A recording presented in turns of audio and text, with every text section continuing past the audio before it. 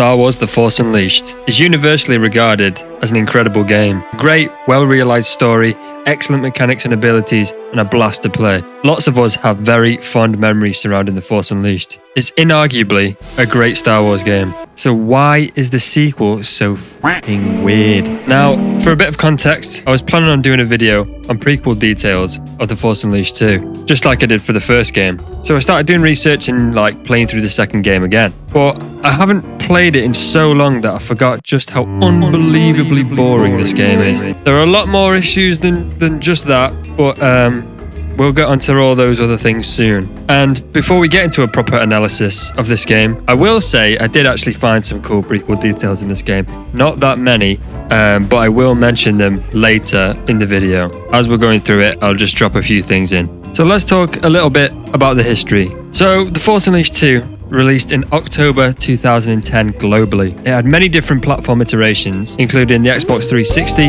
PS3, DS and Wii. It released to underperforming sales and mostly negative reviews. Some describing it as eloquently as a desperate cash grab that had no intentions of aspiring to be a major part of the lore or to be nearly as epic as the first game. A lot of people felt that this was literally just a rushed slop game just to set up an eventual finale in a third game. The only real positives that I could find were the occasional comments praising the game for its graphical leap. Most others just slammed it for repetitive gameplay and virtually a completely absent story. And me personally, I really tried to be positive or against the common critical reception, especially on Star Wars games.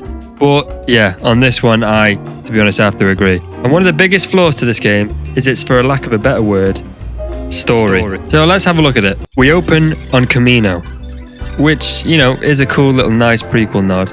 However, we're introduced to this game's brand new protagonist. Didn't he die? So Darth Vader reveals he's been training these clones of Starkiller, and all of them have failed up to this point, until this fella. He tests him by seeing if he can cut down his sexy girlfriend, Juno. But he can't, and then he remembers that Darth Vader likes giving people back shots and freaks out and escapes. This genuinely happens at lightning speed. I think this is where the problems are already showing their head, as this has no build-up or anything. Just like, oh, he's alive. Wait, no, he's a clone. No, maybe we get a mission where he's like a Sith for a bit, and then we change. No. No, he just flips out and then jumps out of the window and then straight into flying down the side of a building. Interesting. The first game's opening with Vader and then onto the first Starkiller mission. They were just so cool. And compare them to this one, it feels like comparing Empire Strikes Back with the Book of Boba Fett. Like two completely different vibes. So then we run through Kamino, murdering and crushing everything in sight, which actually brings up a good point of how did they actually clone Starkiller? And why is this clone so powerful? I don't understand it. What I will mention as a cool positive is the dismemberment in this game. You can literally cut limbs off, heads off, with no questions asked. That's a definite improvement from the first game. We then easily steal Vader's TIE Advanced and travel to Cato, Neimoidia to find Kota. And this was briefly mentioned by Vader earlier as a reward for him if he could kill his fake robot girlfriend, but he didn't. Kota is for some reason fighting off waves of creatures in an arena, reminiscent of Attack of the Clones. In fact, you can actually see some of the creatures from the Geonosian arena have already been killed by Kota and are just laying about in this scene. There we go. This mission, I think, is probably the most visually cool and enjoyable of all the whopping 4 locations. And it's cool to see Cato Neimoidia realized and being able to walk around it and somewhat explore it. We even see a Sheathpede class shuttle flying by in the distance. There it is on the landing platform. Another cool detail is you can actually crush Vader's TIE Advanced and then throw it into the abyss below. Something to note that the enemy designs and variety compared with the first game, to me there's already a lack of interesting designs, and the enemy frequency doesn't help the uniqueness in any way. Like the Sith Acolyte here, for example, who is used all the time after this initial encounter, which sort of takes away the scariness of this initial introduction. All the rest of this mission is just going through endless repeated corridors and killing the same enemies over and over. We're introduced to these new droid enemies as well, this midget ATST thing that shoots rockets, and the ultra annoying bane of my existence, carbonite droid. When you fight these fellas once, it's, you know, it's okay. It's not too bad, but like when you fought them like 500 times, it gets beyond frustrating. And it's always like the same quick time event to kill them. It's just, yeah. Probably the main little prequel detail in the whole game that I think is the most unique is I noticed that in the background of some of these shots here, there's some crazy separatist warships flying backwards at Mach 10 in the back of the skybox. To me, it looks like a Providence class dreadnought right there and a Rakusan class destroyer, and then the other one I can't really work out. I think it's maybe a droid gunship, just enlarged and flipped upside down. This actually makes me think back to the video I did on The Force Unleashed 1, where in the background of Raxus Prime, you could see some Lucra Hulks and even massive scaled up versions of General Grievous's ship and wheel bike. It's kind of interesting, so we should go and watch that one. There's a few other interesting things, namely the Neimoidian royalty kind of portraits there, maybe even a Nute Gunray one. I don't know, not sure. The Jabba the Hutt holograms and the Neimoidian statues are interesting as well.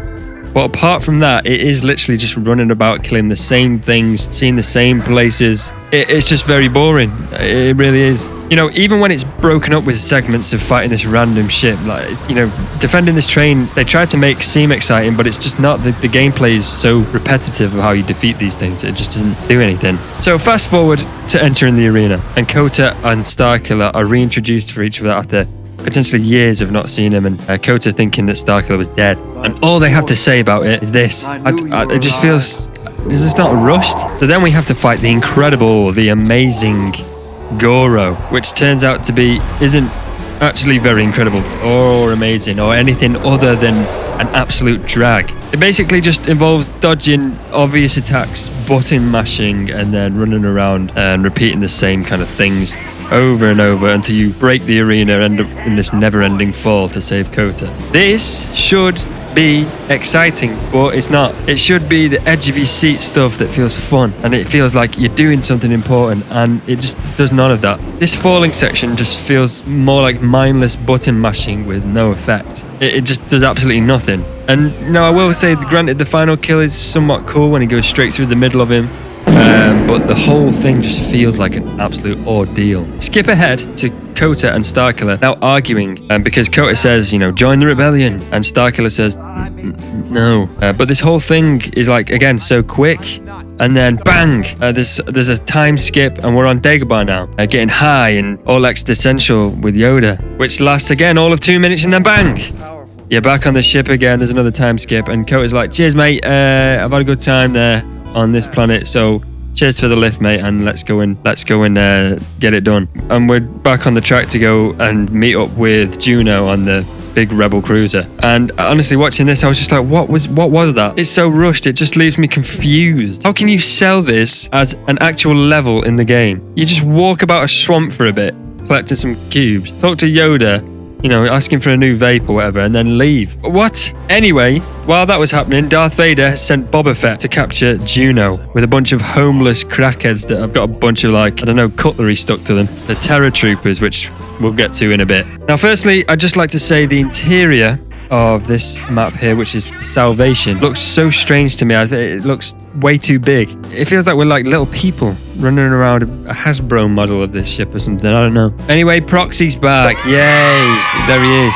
He's back. He doesn't do anything this entire story, but there he is. So then we get attacked by these robot spiders, and it's the perfect time to mention that I think whenever you learn a new ability in this game, the way you do it is Starkiller gets a little headache. He's like, bloody hell. He remembers it. And how they show the little remembrance sequence is they just show a JPEG from Force Unleashed 1. Like, that's how rushed this game is. Not like a cutscene where he slowly remembers and he powers up and he annihilates everyone around him. It's just, oh, bloody hell, yeah, pictures of things I've did. But fighting these spiders is okay for a while until it just keeps going. They just keep turning up and they're very annoying. It just feels like they're just padding time at this point. Okay, skip ahead to the introduction of the homeless blokes. They are very special because they can teleport and they are spooky. Look at that. It's very, very spooky. But again, you can just easily destroy them and blast them into a million pieces, so they're not really that special, really, are they? Juno then gets taken by Boba because we are stuck literally behind a little bit of glass.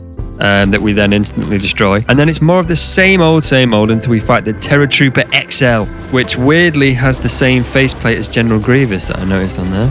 A little bit of a detail for you. There's a lot of jump puzzles and, you know, stuff like that around this game. Spinning puzzles and everything, which it just doesn't help the feeling of it kind of being rushed and putting these things in to just pad time out a little bit. Boba Fett escapes with Juno, and then for some reason we have to fight this big spider thing, which is, I don't know, a little bit of a two-part boss fight thing, but in my opinion is just also boring as hell. Like, look at this thing. You couldn't have made like a cooler design than this junk robot thing. It just doesn't look interesting. It could have been something way cooler. I mean, I will say controlling him for a while and smashing the rest of him was interesting for a little bit, but yeah, even that got old. And then we jet our way back to Kamino. So that's, let's count this. So we have Kamino, Cato, Neimoidia, 5 minutes on a tiny Dagobah map, a ship that we don't know anything about, that's just a boring ship, and then back to Kamino. Wow. We're going back to face Vader and launch an assault on the cloning facilities. When we arrive at Kamino, we've got another section aboard the Salvation, which is, you know, really exciting. And not much else actually happens, really, to be honest.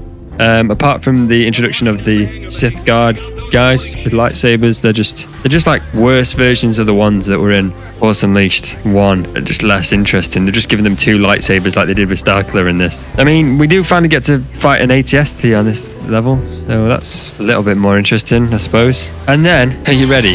We get the introduction of a brand new unique enemy droid. Look at that. Wait, no.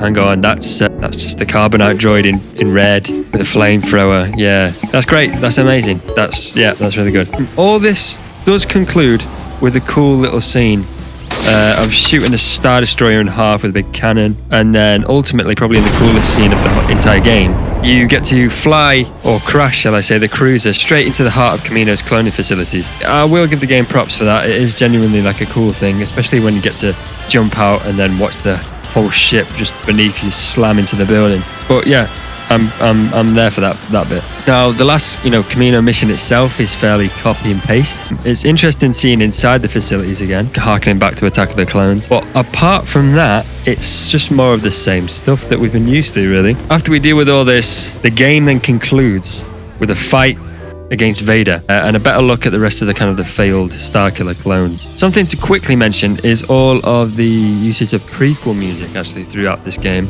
including this scene right here with this kind of build-up walk to the final fight.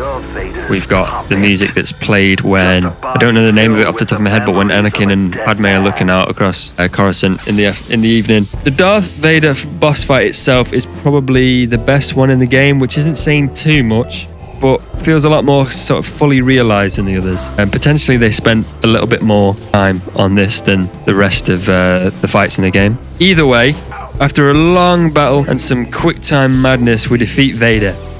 And then we get our big choice, just like the first game: spare Vader or kill Vader. Sparing him is the quote-unquote good ending, probably the canonical ending for this game, where Vader is imprisoned for questioning. Juno survives, and everything is fine and dandy. Or is it? There's Boba Fett at the end. What's he doing chasing them? What's he going to do? At the dark side ending, we randomly get stabbed in the back by another clone. Wow.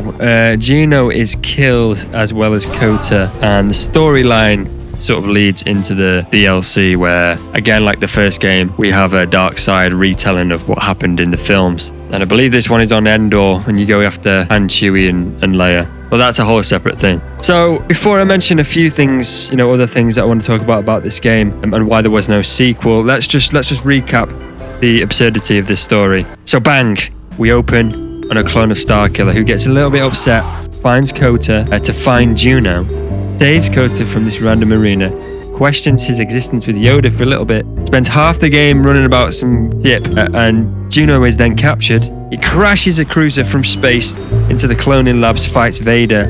Vader then uses Juno as leverage, as a key leveraging card, but then gets upset when she goes to attack him. So basically kills her, which then ruins his own plan, unleashing Starkiller's rage to defeat Vader. Then he gets captured. Juno is fine, all just to run off and answer no questions at all that have been raised by the story of this game. Nothing is answered. So I can understand the people sort of saying that this was literally just like a step towards the big finale of, the third game that never happened.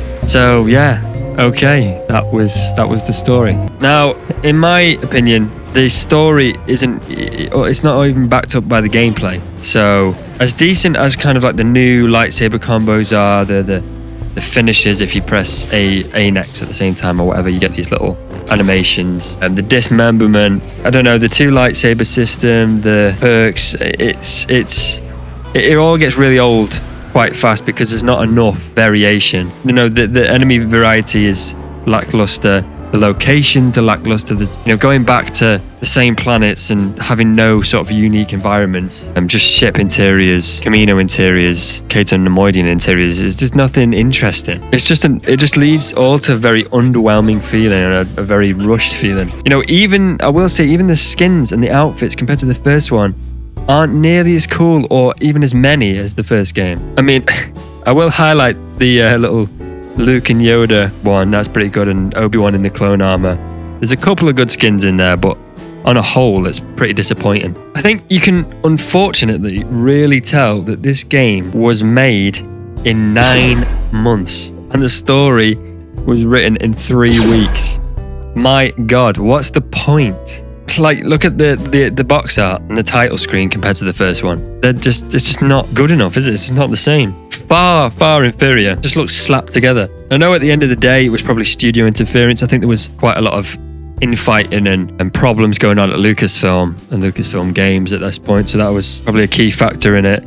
Studio interference, trying to get the game pushed out as soon as possible. It's the same old story, isn't it? But they really messed this one up, and it could have been incredible. It could have been an insane sequel to a brilliant first game, which could have led to the third game. I'll briefly just mention what the third game was meant to be at the end here. So according to my research wise, and you can just Google this on the internet, but the third game was meant to take place when Vader was captured. Something happens where Starkiller and Vader have to team up together and stop the Emperor's plans and confront the Emperor and do all this stuff. And I think it was meant to be open world in some aspects as well, which would have been cool. But alas, we will never get it. We never got it, and we probably will never get it. And that's, it might be the end of Starkiller's story forever. And it's kind of sad that it's just a completely bum ending, really, isn't it? It ends on a fart. But yeah, that's my sort of look into The Force Unleashed